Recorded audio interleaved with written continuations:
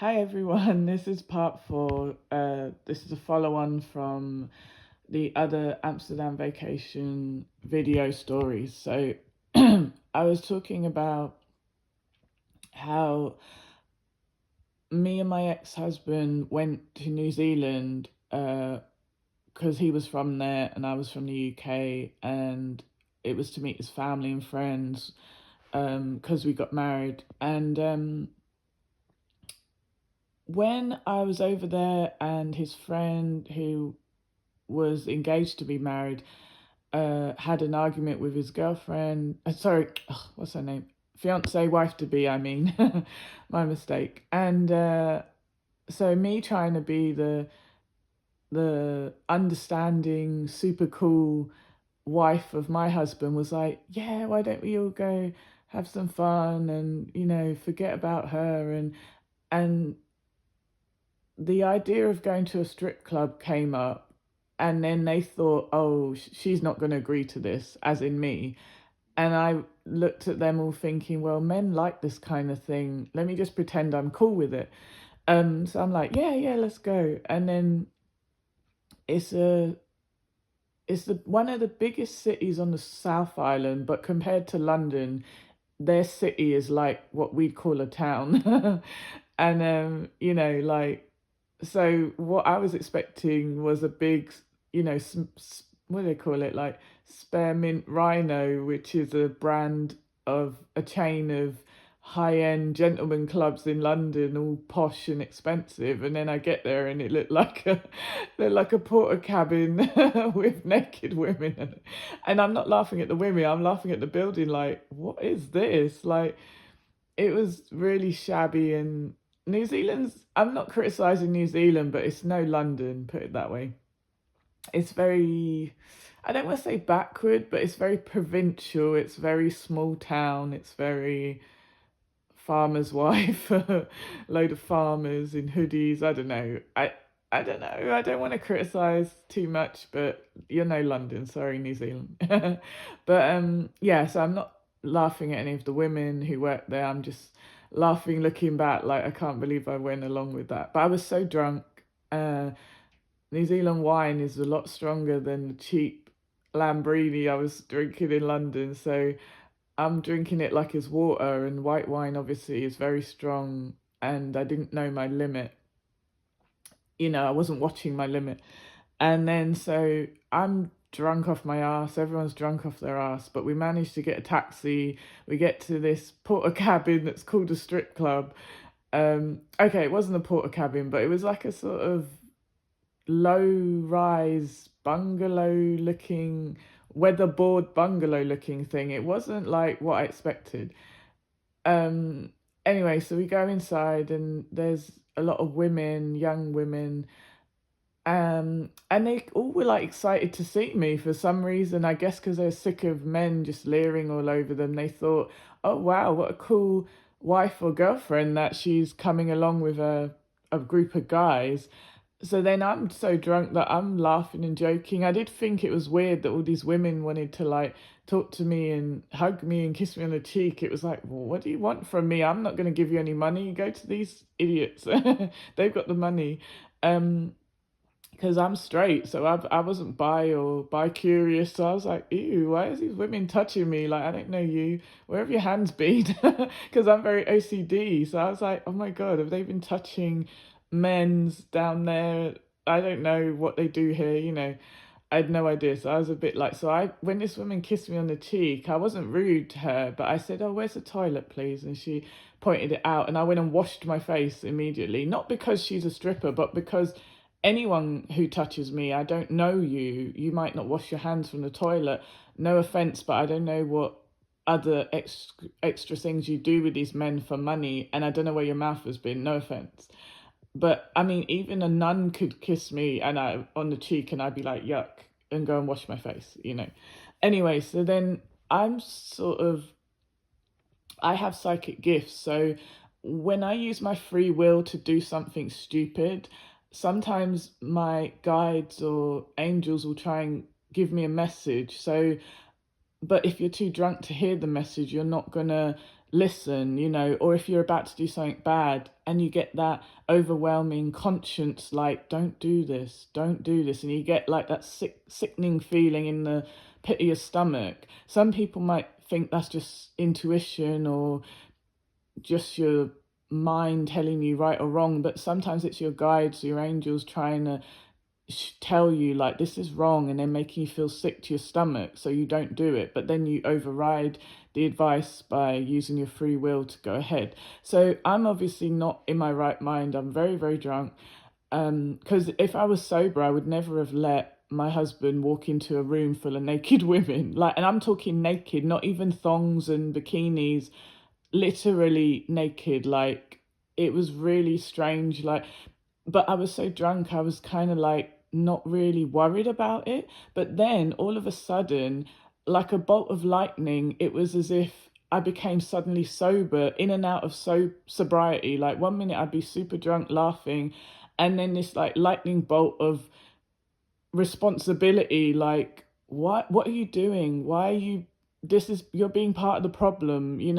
These men are using these women, exploiting them. Yes, they have chosen this job, but the men here treating them like meat. Are you gonna agree with this? I'd get this huge lightning bolt of kind of like clarity of how I shouldn't be there, and how I shouldn't be egging this on or encouraging this. So, and then I was sort of go back into the sort of drunk feeling, like, but then it kept happening, this kind of lightning bolt of, wake up, get out of here, this is wrong, it's wrong. And then suddenly I started to take notice and realize, oh, I think I'm being, this is a guide, or someone's trying to, tell me like, you're picking the wrong route, this is not you. So then I just suddenly, without even drinking water or going to the toilet loads of times, I just suddenly became super sober, in that moment, because my guides and angels are trying to get through to me, and they suddenly got through to me, and suddenly I literally felt like I wasn't drunk anymore. It was really unusual. And then I remember I looked over, and my husband happened to be giving, so this particular girl had a G-string on, but it was literally a string. It was terrible. And he's putting the money in the string. And I was furious. Suddenly, this jealousy flared up in me so fast. And I literally was like, oh, I don't want anyone to see how jealous I am. But I'm suddenly super sober. Like, and then I remember I just quietly went over to him and said, it's time to go. It's really time to go. And he was like, oh, but my friend, I just, he wants to stay. And I just bought him a lap dance in the private room. And I was like, so then I said, okay, fine, let him have the stupid lap dance. But I just felt bad because I knew his wife is at home, or his wife to be is at home. She doesn't know we're at this place. We shouldn't be buying him a lap dance because he's angry with her. They've had a fight. He's drunk. I don't know what went on in that private room. I didn't ask, but I just knew. And after that, I said, we should go. This is wrong. We shouldn't be here. Look at these girls. They're victims. They look like victims now. Like, I can see it now. They look exploited and embarrassed and humiliated. This is not a fun place. This is not them in control. This is sad, And then so we left. And interestingly, the taxi driver is a Maori lady, and she was like talking about God all of a sudden. Like, she was just asking where we were from, and I was saying he's from here, I'm not. And then she just started suddenly quoting Bible scriptures, and we were like, okay. And then I felt like, oh, this feels like, you know, I don't know why, it just felt like it was a reminder of who you are. You're a good person, because she wasn't quoting any judgy, like, maybe because she saw where she picked us up from, and she saw that I'm a female, and she was probably thinking, what am I doing coming out of there? Am I one of the dancers, or why am I in there as a customer, And even though in today's society, women are like, ooh, let's go to a strip club, especially American women. Oh, it's so fun, and we throw money at the other girls. And no, it's not fun. It's sad. even these women, if they're honest, will admit that they don't feel good being a stripper. It doesn't matter how much money they make, it doesn't wash off the shame, the psychological shame, and it doesn't make up for the way people look down on them and hate on them and see them as dirt still, no matter how rich they get. Yeah, so yeah, that was interesting how the woman was like saying these Bible quotes, but they were like ones that remind you to be a good person and to, not look down on others, sort of thing. And I just thought, yeah, I realize now that I was going along with the idea of what I thought I should go along with, even though I didn't have to. I didn't have to suggest, going along with them. But maybe part of me was nervous, like, well, if I say, well, I'm not going, I'm going to go back to where we're staying at his mum's house, then he'd be alone with the strippers. And I maybe part of me was like, I better be there to make sure you don't do nothing untoward, even though at the time I trusted him. But they're all so drunk, I felt like, even though I was pretty drunk, but I weren't as drunk as them. And I just remember that time as just a weird moment, like just a teachable moment to teach myself that you overstepped your own boundaries because you wanted to impress other people who you didn't need to impress. Why did you need to impress your husband? He's already your husband. Why did you need to impress his dumb friends? If they want to go, let them go by themselves to a strip club. But it was weird. It was like I was like trying to be everyone's best mate, trying to be what I thought they wanted me to be. I don't know, trying to be what I thought was cool to fit into this dumb, slovenly society where, low vibrational things are acceptable and praised. But looking back at that time, like, I wouldn't wish to go back to that person I was, because I'm so much stronger now. I'm so much more, you know, able to not give a shit what anyone thinks, like truly not give a shit and truly stick to my guns and not, and always put my foot down and mean it and not let anyone push me past my boundaries. No one can push past my boundaries anymore. And the only time people get away with stuff is if I let them, because I feel sorry for them. But once I realize that no, you've given them an inch and they've taken a mile, put the boundary back up, hit them with the brick wall. But yeah, another interesting story I wanted to mention was a Maori friend of mine told me that we used to talk about angels and stuff and guardian angels, and she had this really cool story. And since I'm talking about New Zealand, I'll just mention it here. It reminded me of her. And she said that her friend a long time ago was walking through an area that was kind of like a dark footpath alleyway, and a lot of people would use it in the daytime, but at night it was like kind of dangerous. Someone could drag you and no one would, someone could attack you and no one would hear you screaming or be able to see you in this kind of walking through the park kind of walkway. But it was quicker to walk that way. So there had been a couple of sexual assaults or rapes or something in the recent weeks, and people had been nervous, but they hadn't stopped using that alleyway, even though people had been attacked in that, park pathway, alleyway, whatever it's called. So I'm just passing on the message that I mean, the story that I was heard. I don't know what the alleyway looked like. I assume it's for a park, you know.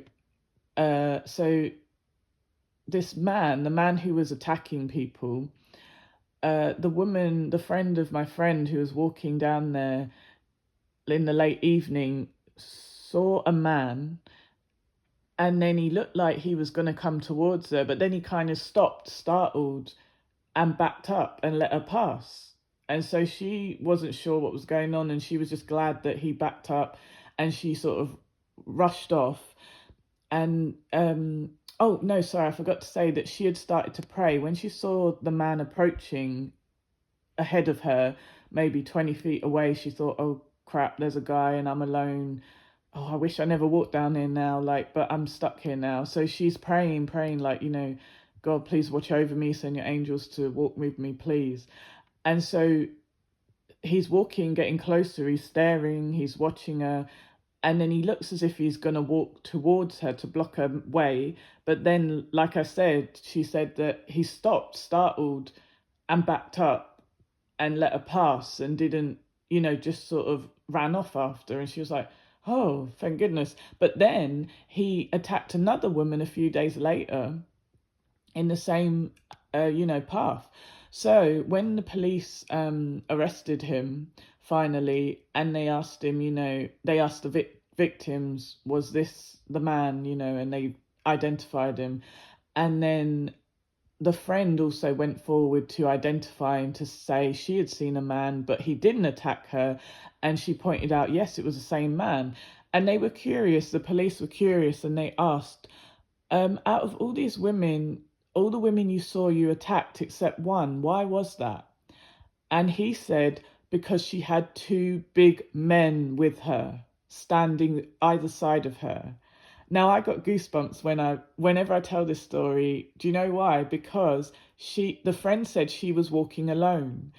And when she asked for protection, the two protectors stood by her side, showed themselves to the man when he was about to attack her. And that's why he stopped, startled, and backed up and didn't attack her.